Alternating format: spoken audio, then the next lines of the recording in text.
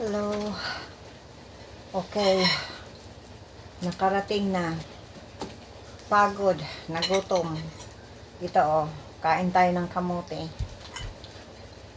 Tapos na yung aking appointments. Ngayon pala ay February 26, Monday, 2024. Hapon na. Past 1 o'clock ng hapon. Ako makain na. Gutom na. Tapos na rin yung blood test ko. Tapos, pagkatapos nag-appointment ako sa mammography ko kasi nung yung mga nakaraan hindi ako pwedeng magmammogram magpa-mammogram dahil nagkikemo ako. Hindi pwedeng magsabay kasi maano ang katawan ko, marurugado. Kaya ngayon yung huli kong chemo December 14. So December, January, February. Okay, may 2 buwan na pahinga. Kaya nag-schedule na ako sa aking pagpa-mammography. April, kasi yun lang ang bakante. Tapos, nagpa-flu shots ako dito. Dito inject yung flu shots. At dito naman yung COVID dito.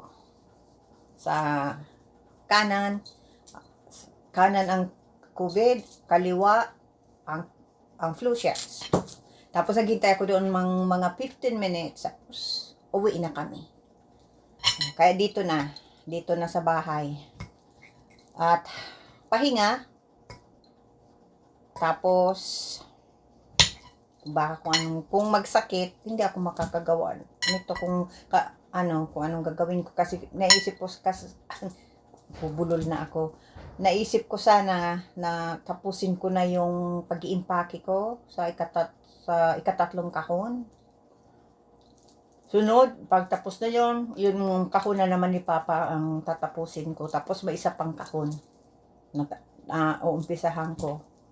Kaya, yun. Tapos padala na kasi nandyan na sa daanan. Kasabay pa nung mga ipapamigay ko. Daming ipapamigay. Kaya,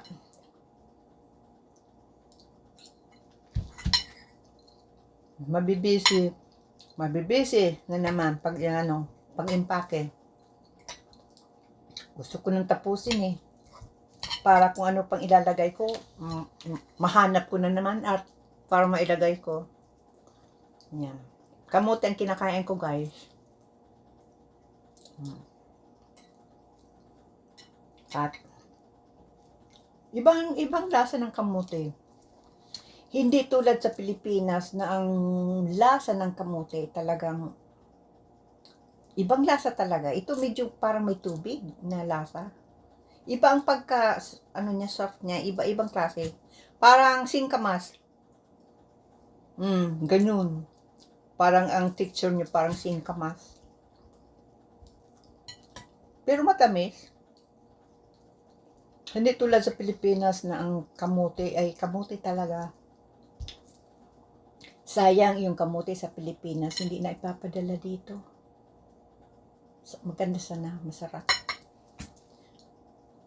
Saan ka ito galing?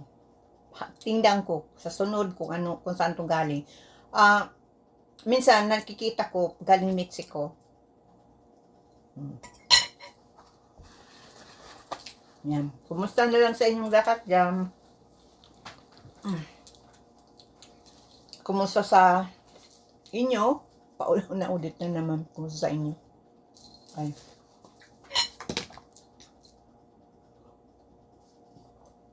Wala itong asukal. Hindi ko naubos doon,